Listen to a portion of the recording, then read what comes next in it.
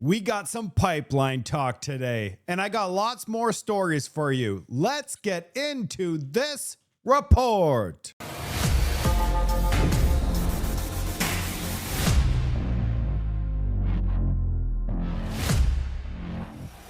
We're going to start today's report with Canada's best of the best are leaving. They get here, they get highly educated, and then they get up and they leave. A new report is warning that Canada's immigration policies are not helping the country retain the global talent that is required to bolster the economy. The very people who can help Canada build the economy and infrastructure and housing of the future all leave at above average rates. The Institute for Canadian Citizenship's Leaky Bucket 2025 report warns that highly skilled and educated immigrants are the most likely to leave Canada within 5 years of landing.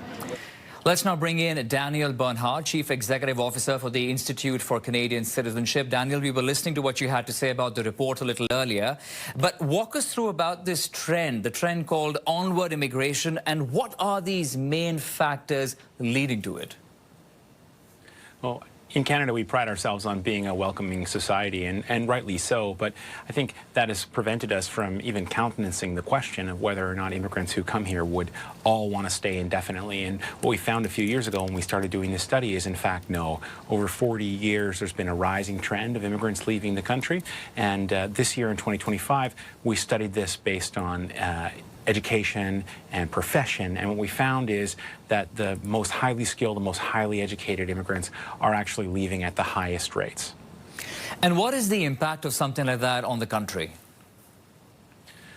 Well, often when we hear stories about an underemployed immigrant, the PhD driving a taxi or the doctor who can't qualify, the story is often framed in terms of pity or compassion that we ought to feel for this person, and I think that is fair. We should, but we don't always think about how we lose out. So, 28,000 Canadians died last year awaiting a medical procedure. 6.5 million of us don't have access to a family doctor. What this report shows is that immigrant healthcare professionals are leaving at 36% above the average rate for all immigrants. Budget 2025 talked about spending billions of dollars to attract global research talent to our universities, but people with a PhD are leaving at twice the rate of people with a bachelor's degree within 5 years. So what good is the, of what ROI can we expect on these investments if people aren't staying? This is about the people who can help Canada to build its future. Engineers, software developers, AI experts, all the people who we need to build the country that we say we want, to achieve the goals as defined by us. If they're leaving at above average rates, who loses? We lose.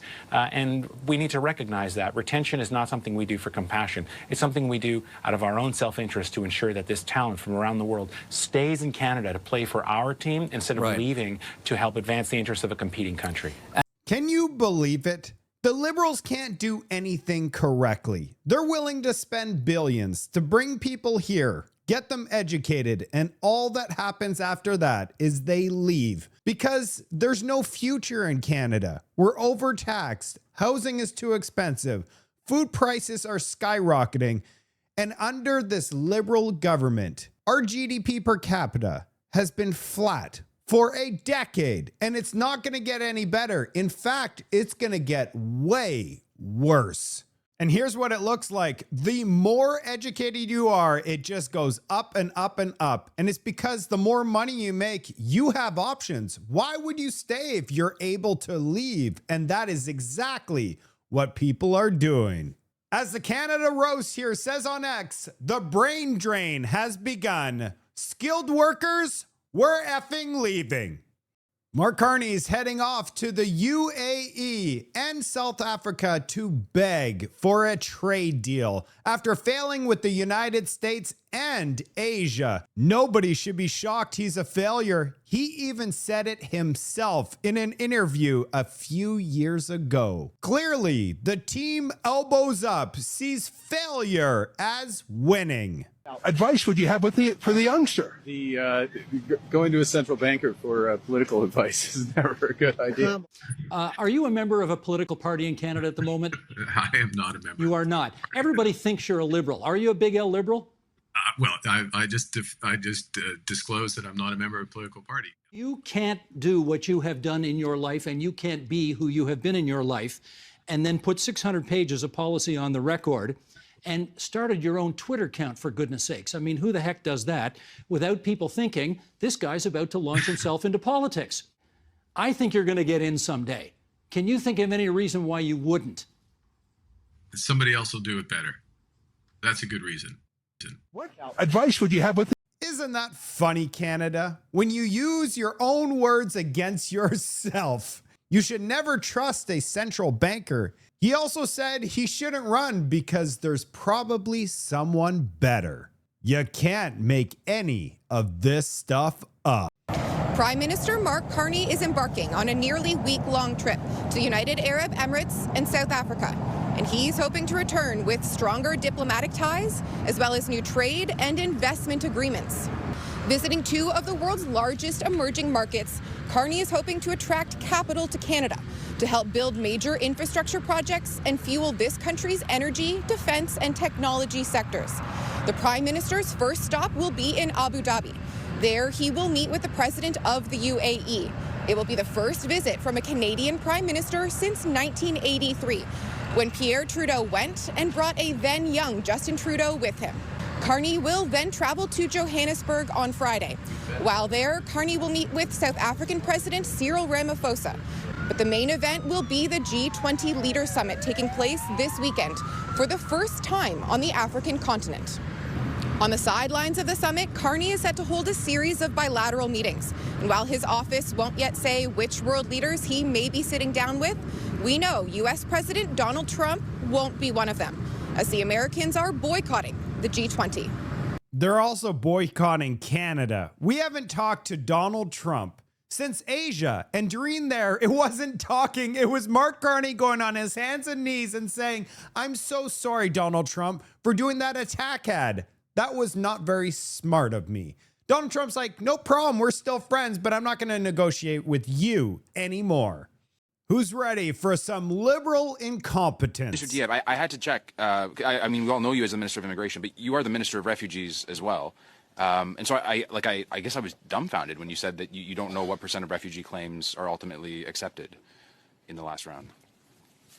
I do not. I can go on the website and check, and I'm sure maybe you should. Colleagues can do that. We can definitely follow up with you. Okay, I mean, that was 20 minutes ago. When somebody's refugee claim is denied, do they continue to receive benefits from IFHP? No, when it's denied, it follows through the process. Once the process is concluded, it ends. So, Minister, I have another question about the IFHP, and it's really important for the Canadians following along at home to understand. So this program, the $900 million program, includes pharmaceuticals and vision care and mental health counseling and assistive devices and physiotherapy and occupational speech therapy and all sorts of things that seniors in Kitchener do not get unless they have supplemental health coverage. I asked you, if somebody's refugee claim is denied, do they continue to get all of this coverage? And you said no. Here I have your website. It says, as a refugee claimant, you'll get IFHP coverage if your claim for refugee protection has been rejected by the IRB. So did you lie to the committee, or is your website lying? Excuse me? I said, did you lie to the committee, or is your website lying? Be careful with the language, Mr. Strauss. Did you mislead the committee, or is the website misleading? Careful of your language. This is a straight up question based on the evidence. I'm not in the job of doing that. Thank you very much. It's not something that is in my dictionary either. So what I said is the interim federal health program provides temporary health care coverage to address urgent and essential medical needs for refugees and asylum claimants while they wait to become eligible for provincial and territorial health insurance plans. And then I asked, if your refugee claim is denied, do you continue to receive coverage? And here your website says you continue to receive coverage if your claim is denied, if your refugee claim is denied by IRB. I said they continue to receive claims until all the refugee process is concluded. So what part of the process comes after the claim being denied by IRB? Well, again, it's the IRB that takes care of that. There is a process, and there is a legal process. So I'm to understand that you, as the minister who looks after this interim federal health program, who is the Minister of Refugees, doesn't know what part of the process comes after the IRB denying your refugee claim?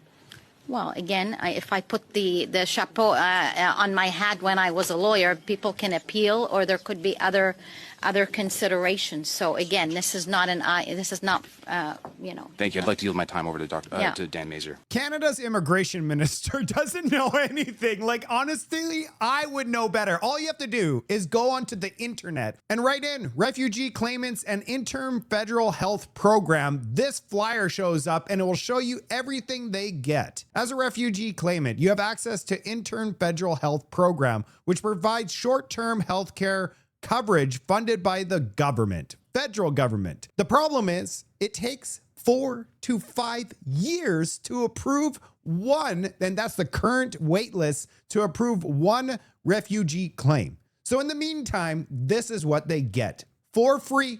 They haven't paid any taxes in Canada yet, and we are providing them basic coverage for hospital service, which includes emergency room visits, hospital stays, medical and surgery care, and diagnostic imaging. Medical services that we cover: doctor's visits, standard vaccinations, medical care before, during, and after birth, lab tests, and x-rays. And here's where it gets very interesting: prescription drug coverage, prescription medication, and products. You know, our seniors have to pay out of pocket for this stuff. If you're a refugee, I would recommend seniors to just leave Canada and come back as a refugee. You're going to get your prescriptions for free. You get this immigration medical examinations, costs related to your immigration medical exam, and supplemental coverage. Get ready for your mind to go boom. Limited vision care, 1 visit per year. 1 pair of glasses or contact lenses for every 2 years. Most seniors have to pay for their visit to see the optometrist, or they could go through their doctor. But if you want to just get a prescription, you're going to have to pay. And you're also going to have to pay for your glasses and your contact lenses. Refugee claimants are getting better care than the people that worked for 50 years paying taxes. Urgent dental care, emergency dental exams, dental x-rays, tooth removals, and dentures. Medical health services, psychological counseling. You get counseling as well. Include services from registered health specialists and other services. Nursing visits, emergency ambulance, medical devices and supplies, including oxygen equipment, mobility aids, and diabetic supplies. And who pays for all this? You. How easy is it for a refugee to enter Canada? Supposedly, all you need is a cell phone and a toilet to sit on and start pressing a couple buttons.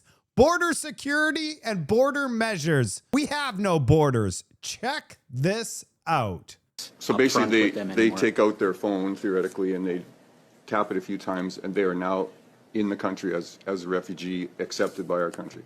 Yes, we get some basic data from them, and again, we do the biometrics. But beyond that, they're doing that on their own, yes. So we have a self-check-in situation here, where all I have to do is click a couple buttons on a cell phone. Then I'm able to enter Canada, become a refugee, and get 5 years of medical services for free, including my eyes, of course. This is pure insanity. It's only been 24 hours since the budget passed. Well, today it's been more than 24, but this announcement came 24 hours after the budget had been approved. Canada is investing more than $500 million, so $500 million in European Space Agency program. To be exact, $528.5 million. The homeless in Canada can dream about space. Printing all this money comes with consequences. The loonie is officially at 71 cents per dollar American. This is the lowest level since the beginning of this year, when our dollar tanked because Justin Trudeau resigned and there was just so much uncertainty. I guess the uncertainty is back. There's another consequence of printing all this money. The vote of 170 to 168, that number comes with thousands of dollars to you if you have a mortgage. The Liberals' $78.3 billion deficit caused the bond market to react instantly. Yields are up meaning your mortgage rates will soon be heading on up. Even if the Bank of Canada cuts rates, it doesn't matter because that $78 billion of new debt still needs buyers and investors, and that demands higher yields to take on that risk. That means when you renew your mortgage, you're literally competing against the federal government. They borrow first. You pay a premium. You're gonna love this one. CBC News Business released today. Ottawa's new international ranking has placed Canada #1 in smugness, while the country simultaneously scored 60. Oh, that's a terrible rating in housing, healthcare, economy, literacy, infrastructure, and freedom. A statistical combination experts are calling impressive in its own way. Researchers say Canada's high smugness ranking comes from a unique ability to feel morally superior while everything around it collapses in real time. Canadians still insist they live in the best country in the world. One analyst explained, despite not being able to find a family doctor, afford a home, read a textbook, drive on a road, or speak freely without getting fact-checked by a university student, the report notes Canadians continue to defy their national identity primarily by not being American. A strategy that has allowed the country to maintain exceptional levels of self-esteem regardless of performance. Ottawa celebrates the findings as a sign Canada is on the right track. Though the track in question remains full of potholes, under construction, and possibly closed due to budget cuts. The government has promised to improve Canada's ranking next year by commissioning another report. This must be parody. We have a once-in-a-lifetime leader in this country, Danielle Smith. She is literally doing things, bringing Canada back to center, to common sense. It is so refreshing. Check out Bill 9, Protecting Alberta's Children. Today, our government is introducing Bill 9. Bill 9 will invoke the Canadian Charter's notwithstanding clause to amend and uphold 3 critical pieces of legislation without further court delay or uncertainty. We have a responsibility to provide clarity, a responsibility to protect all children and youth, and a responsibility to give parents, not institutions or courts, the primary role in life-changing decisions about their children. This government does not turn to the notwithstanding clause unless the stakes warrant it. And in this case, the stakes could not be higher. This legislation is not about denying care. We cannot and will not take the risk of a child undergoing medical, hormonal, or surgical interventions that could permanently limit or eliminate the choices they may want to make as an adult. We want every young Albertan to receive the mental health supports, the compassion, and the guidance that they need at home, at school, and in their communities. Before I wrap up, I do want to speak directly to young Albertans who are navigating what their identity means through the already difficult process of growing up. You deserve dignity, understanding, and support. You belong in Alberta. We firmly believe that. We also believe it's our duty to protect you. This legislation is about your future, so when the time comes, you have every opportunity to make the adult decisions that are rightfully yours, and yours alone. I have to say, why is this controversy? Someone under the age of 19 should be focusing on school and having fun and being a kid. They're not an adult. They shouldn't be allowed to make adult decisions. Your brain continues to develop until the age of 25. This stuff is irreversible. I stand with Danielle Smith on protecting the children in this country. And you are not going to believe the left, the NDP, and Liberal supporters are against protecting children. Can you believe it? There is something seriously wrong with these people. Now to our main story. Hopefully you made it this far in the video. Pipelines. It's an actual discussion point right now. But before we talk about the pipelines, this was Mark Carney just 2 weeks ago. Is this pipeline going to come? So boring. It's not boring. actually It is. for It is. No, but it is. of, So boring. it's not actually It is. for It is. No, a but big it part is. of the It is country. because it's. Look, it's. Don't worry. We're on it. We're on it. Like we're on it. And But who's there is showing this up to whole that world. party? Okay, hands up. Who's working on the pipeline in this room? Okay. Isn't Right. that a problem? No. Look at all the variety. Like, Nav, like, does your, like, it's, we have.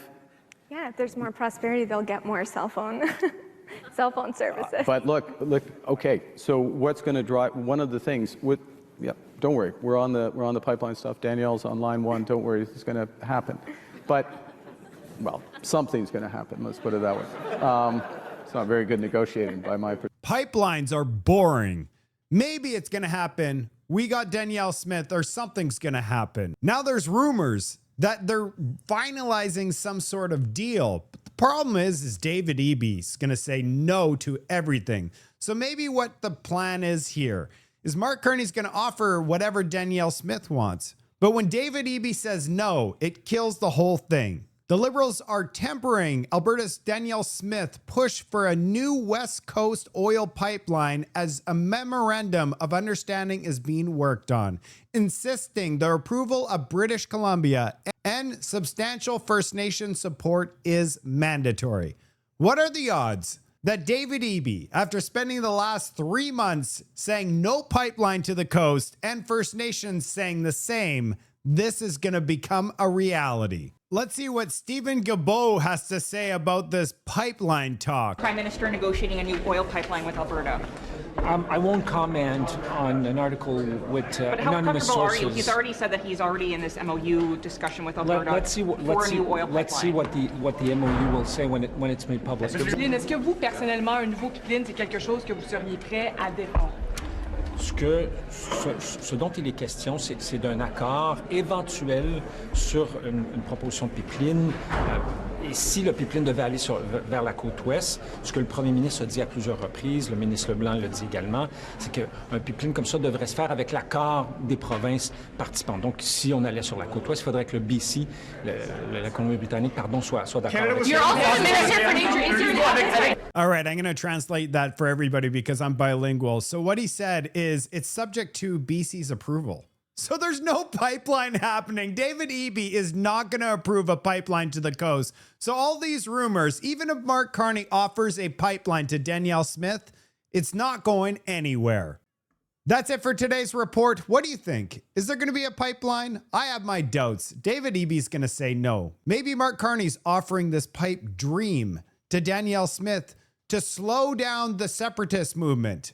I don't know. I would love to hear from you in the comments section. It's nice to see that Danielle Smith is stepping up for our children. I'm jealous, to be honest with you. Alberta's looking better every single day. There is so much news in Canada. These are the top stories for you today. I can't wait to deliver for you the news tomorrow. I'll see you on the next report.